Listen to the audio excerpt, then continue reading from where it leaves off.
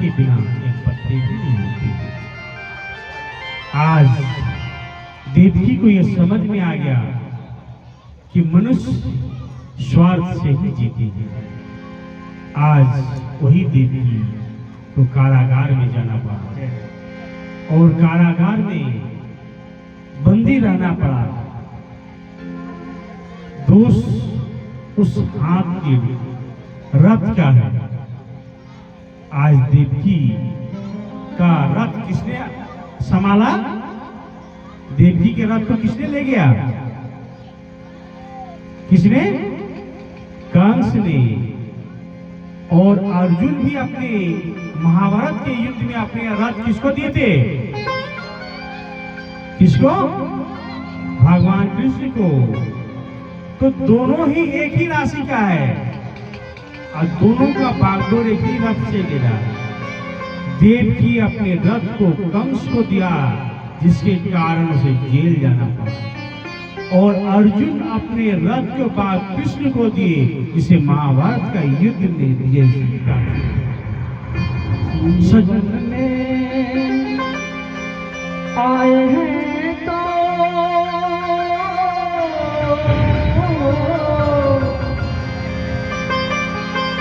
जीवन में आए हैं तो जीना ही पड़ेगा। जिंदगी अगर जहर है तो पीना ही पड़ेगा। जिंदगी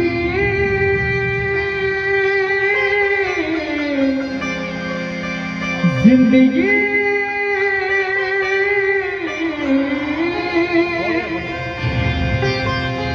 जिंदगी अगर जहर है तो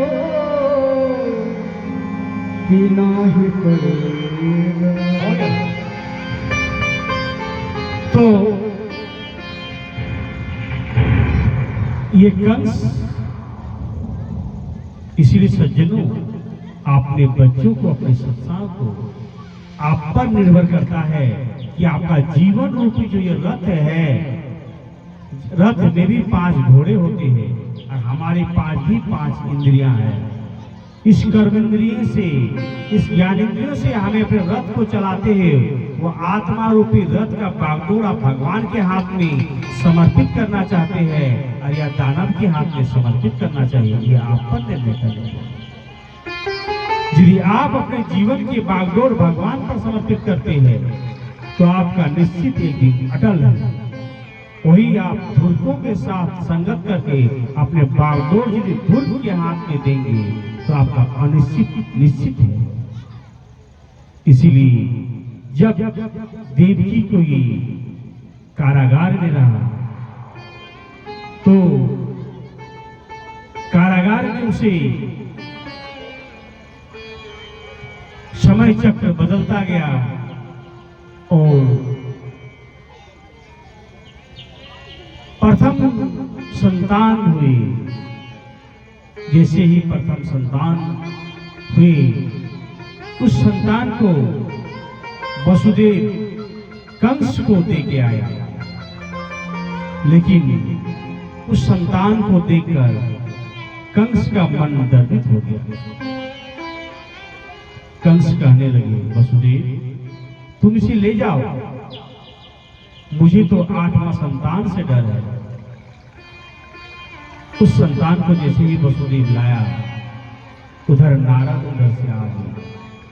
नारायण नारायण। जैसे ही नारद आए, कंस महाराज कहते हैं, मुनिवर आइए, क्या बात है?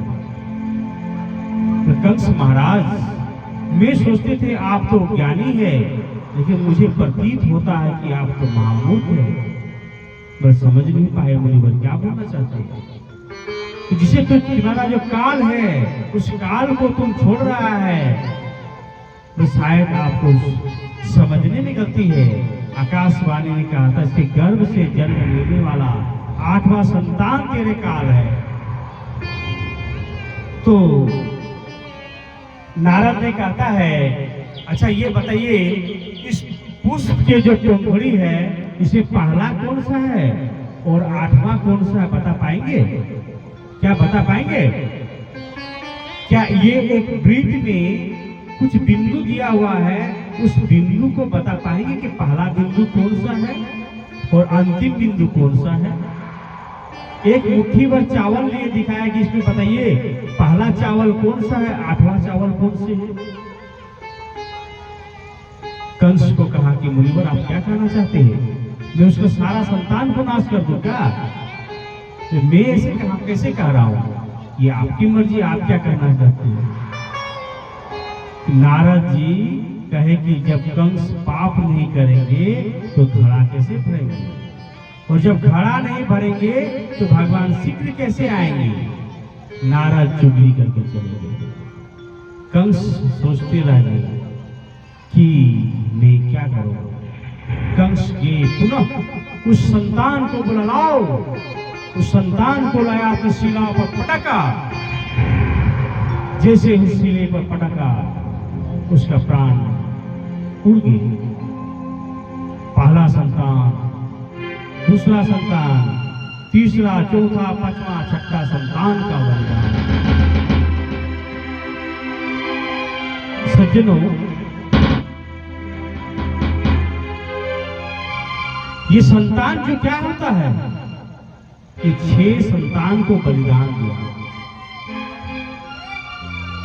वसुदेव का अर्थ होता है जिसके मन में बस गया है देव, वह है वसुदेव।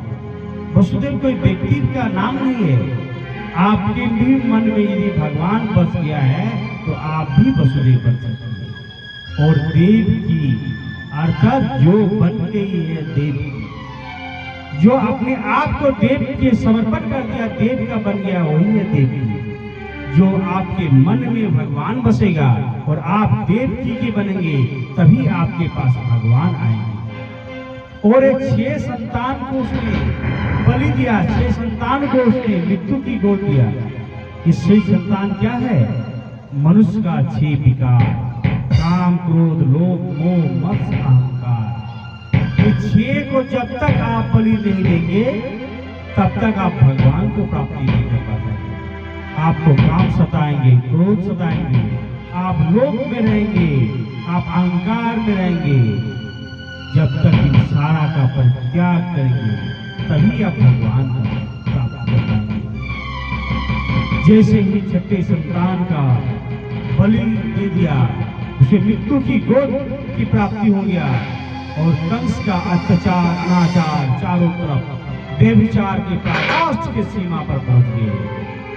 उसी तरह इस धराधाम वसुंधरा चिल्ला उठी कि अब मुझसे ये सहन नहीं किया जा सकता।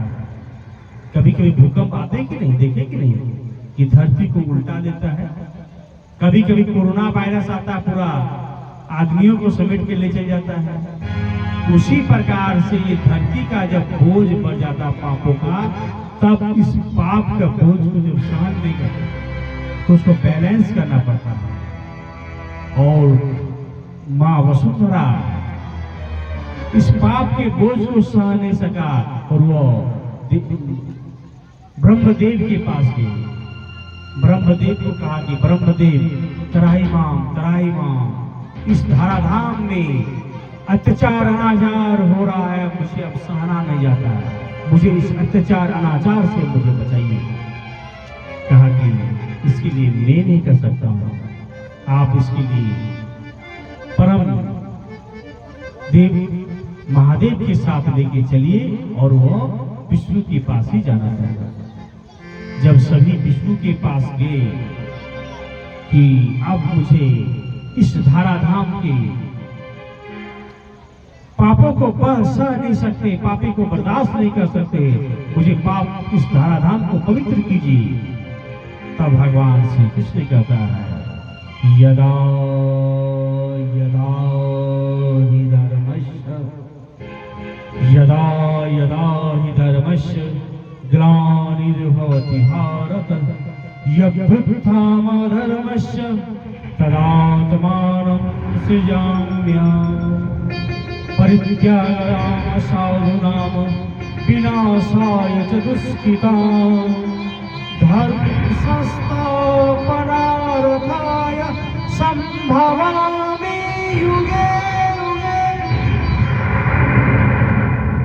जब जब धर्म का नाश होगा और अधर्म की वृद्धि होगी, तब तक इस धराधाम को रक्षा करने के लिए मैं अवतरित होऊंगा और इस धरती के हर पापों का विनाश करूंगा। इस कथा को बीरबल भी एक बार उसके सम्राट अकबर को कह रहे थे। जब अकबर ये कहा तो अकबर ने कहे कि बीरबल ये बताओ, जब भगवान को ही क्यों अवतरित धारण करना पड़ता है? भगवान तो परम शक्तिशाली है, वो किसी दूसरे को भी तो भेज सकते हैं। तब बीरबल ने अकबर को कहा, अकबर हो सके वो मुस्लिम थे, रसखान मुस्लिम था और बहुत सारा ऐसे मुस्लिम था जिसने भगवान का असीम प्राप्ति किया और भगवान की परम भक्ति को प्राप्त किया। अभी भी हम लोग शास्त्रों में रसखान का उक्ति पढ़ते हैं और अकबर भी को कहा कि बीरबल कि मैं इसका उत्तर आपको कल दूंगा। एक बार बीरबल अकबर को ले जा रहा है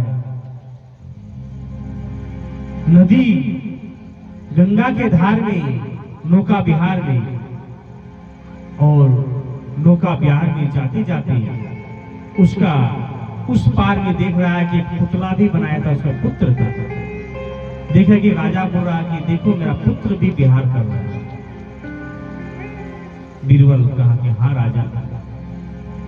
देखते देखते आंधी आया, कुछ देर में वह नौका पलट गई और उसका पुत्र भी गिर गए।